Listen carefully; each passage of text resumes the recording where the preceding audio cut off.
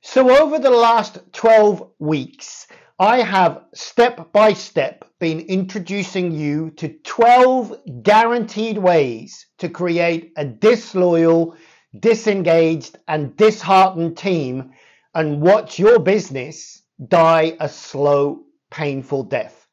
Today, I'm just going to summarize those 12 steps just to make sure you've really got them so that you can really watch your team fail.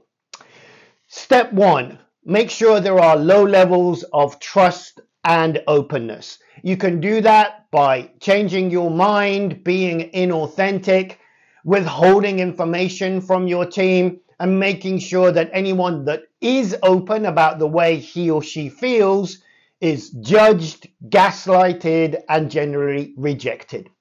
Step 2, make sure you've got a team of headless chickens that are running around super busy, super stressed, but without any clarity in where they're going, the destination, or why. Step 3, make sure you've got a complete waste of time set of values. Create a set of values. You can almost do that randomly. Trust, professionalism, integrity, winning. Doesn't matter. You can change them every day, because what you're going to do with those values is make sure nobody knows what they are, and they are definitely not translated into measurable, observable, useful behaviors. Step 4, make sure your dominant mindset is fear-based rather than love-based. Fear-based means scarcity, not enough, fear of not being good enough. Focus on mainly what's wrong and the lack of opportunities rather than the love, abundance-based mindset and mentality, which is all about creation, cooperation, and collaboration. Step 5, make sure you've got a really toxic feedback culture. And that means don't authentically praise people for what they've done or who they are, but just remind people when they keep getting things wrong. And not only that, you can even imply that it's not just something wrong that they've done, but there's something wrong with them. Step 6, make sure that you create an environment where levels of stress are high. In fact, you could even have an active policy that let's push people to the absolute maximum. Let's not care about their health or well-being or having any kind of balance in their life. And if they get sick, well, we can always bring in someone new, right? Step 7, do not coach people. Tell them, bombard them with disciplined actions, control them. Do not really invite them to share their opinions. So totally crush and dismiss any kind of coaching culture. Step 7, make sure you're really ineffective as a team at handling conflict. And the 3 really ineffective ways are passive aggressive, pretend there's not a problem and then go and blame someone, or just be overtly aggressive, or just be passive and don't say anything and then go home and shout at your husband or wife and kick the cat. Actually, don't kick the cat. That's cruel. Step 1, 2, 3, 4, 6, 7, 8.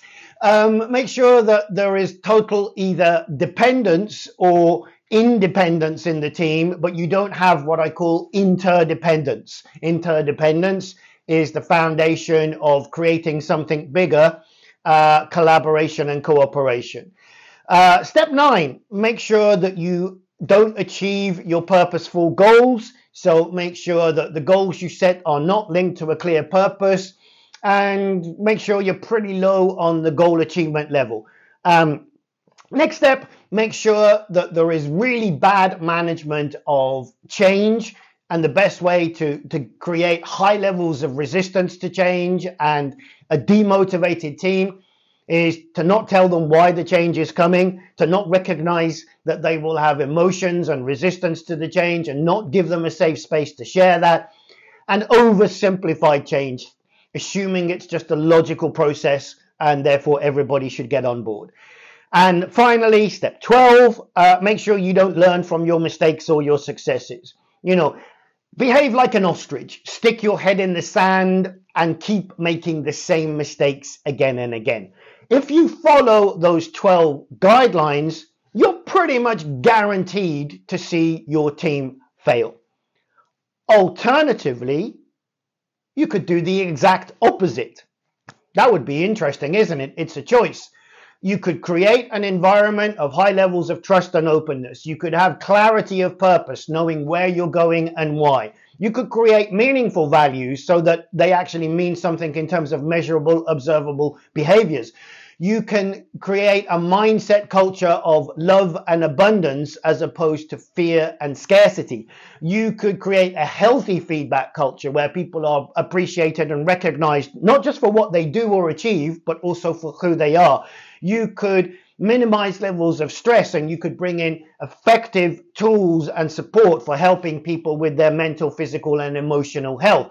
You could encourage your leaders and team to coach each other, develop empathy, listen more effectively, and be more patient with each other. You could develop effective ways of handling conflict so that people are assertive and they're coming from a I'm okay, you're okay place. You could instill a mindset and therefore behavior code of interdependence. 1 + 1 = 4. And watch your team collaborate and cooperate more effectively. You could make sure all of your goals are achievable and have a motive action, so that they are linked to a clear purpose and the team is aligned in working towards the right goals at the right time. You could have effective management of change, where you recognize the power of emotions and why people resist change, and you give people a place to share their concerns before you bombard them with argumentation or logic. And you could make sure that you learn from your mistakes and progress as a team moving forwards. I'm off to do the latter because that's what I teach, and that's the 12 pillars of the LPS teams model. If you'd like to do the same and make sure you don't have a disengaged team, then DM me at discovery@limbicperformancesystem.com. Let's grab a cup of coffee together and I'll tell you how and show you how you can create that outstanding team performance. Thanks for listening. I'll see you on the next message. There are plenty more of these to share, and make sure you've got access to them if you haven't already. Take care. See you soon.